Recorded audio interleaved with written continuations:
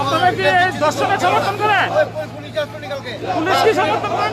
দর্শন আপনাদের বাড়ি ঘরের লোক হলে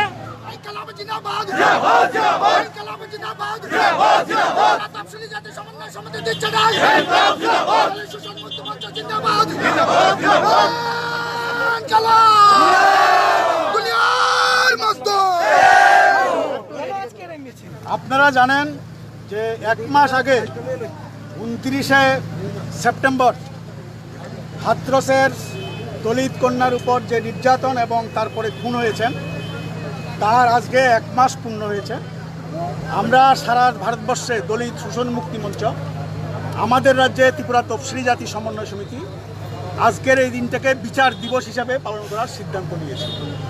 তারই অঙ্গ হিসাবে আজকের এই বিক্ষোভ কর্মসূচি।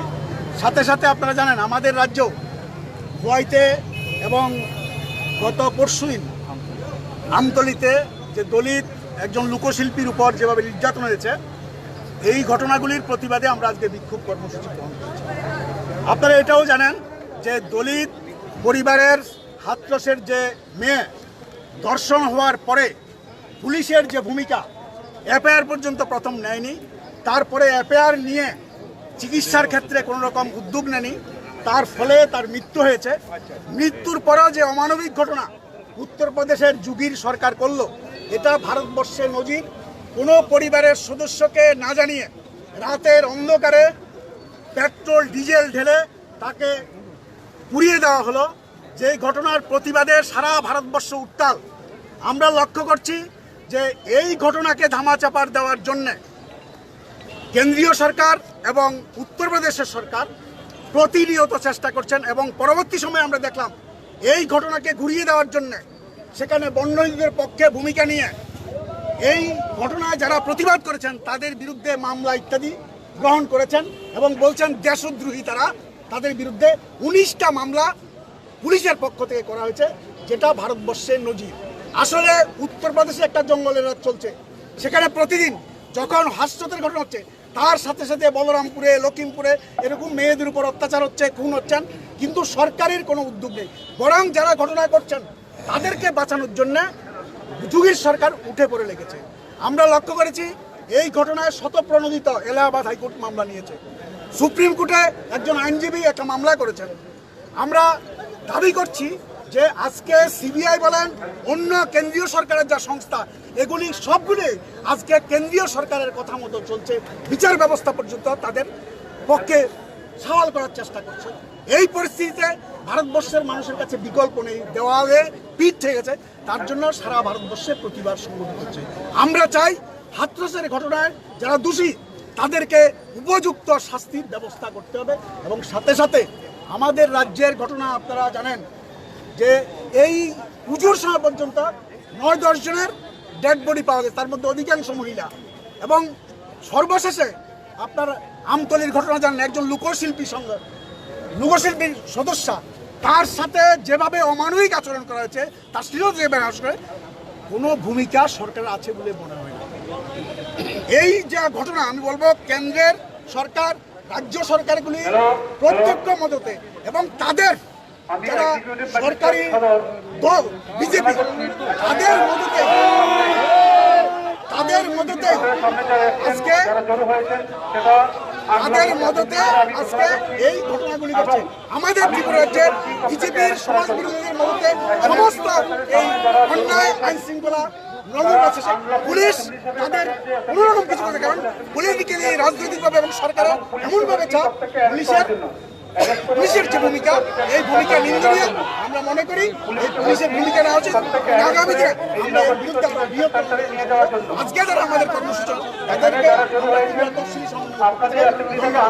পুলিশের ভূমিকা তো তাদের পক্ষে সরকার যা বলছে তাই করছে।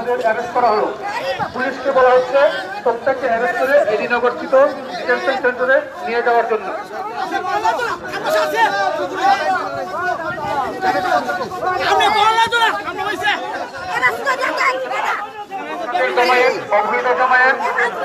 আপনাদের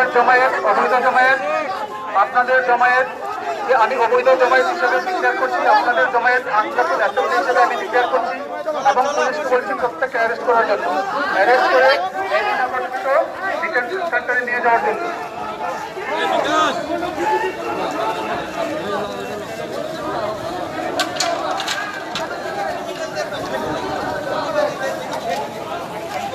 সেন্টারের সামনে যারা রয়েছেন, আপনাদের যে অ্যাসেম্বলি, আপনাদের যে জমায়েত, সেটাকে আনলফুল অ্যাসেম্বলি হিসেবে ডিক্লেয়ার করা হয়েছে। পুলিশকে বলছি প্রত্যেককে অ্যারেস্ট করে এই নির্বাচিত ডিটেনশন সেন্টারে নিয়ে যাওয়ার জন্য।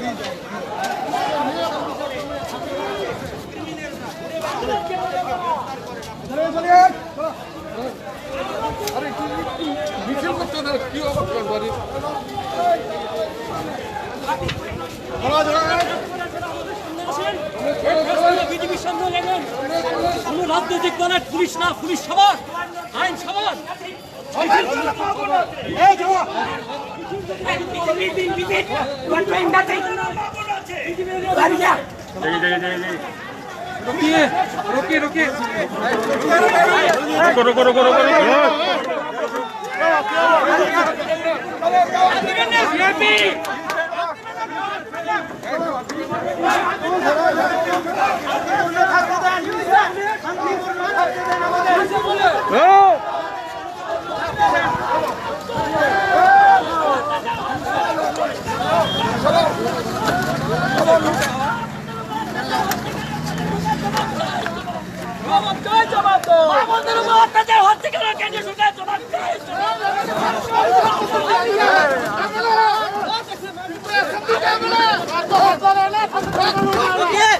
বন্ধ করে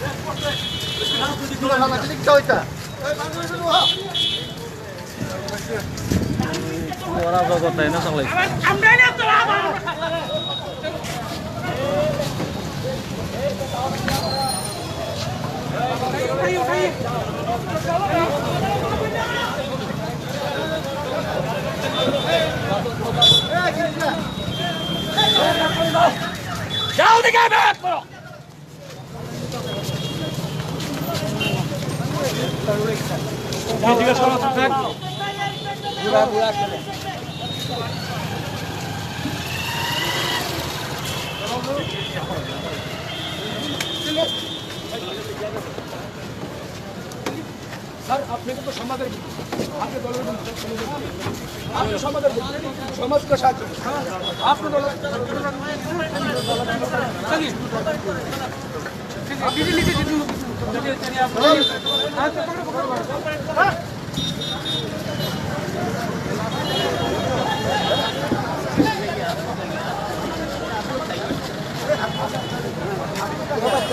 जाने के बाद नहीं है वो ऑर्डर हम लोगों का ठीक है जनाब जनाब की जानते हैं इसलिए इनको बोल रहा है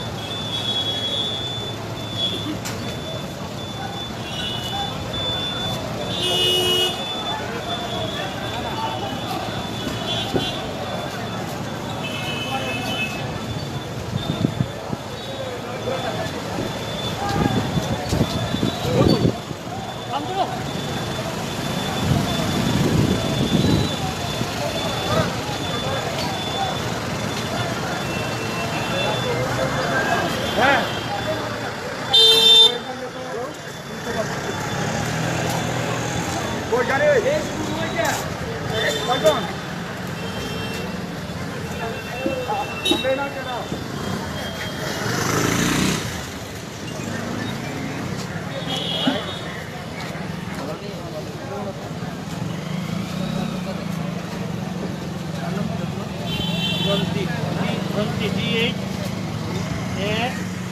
A N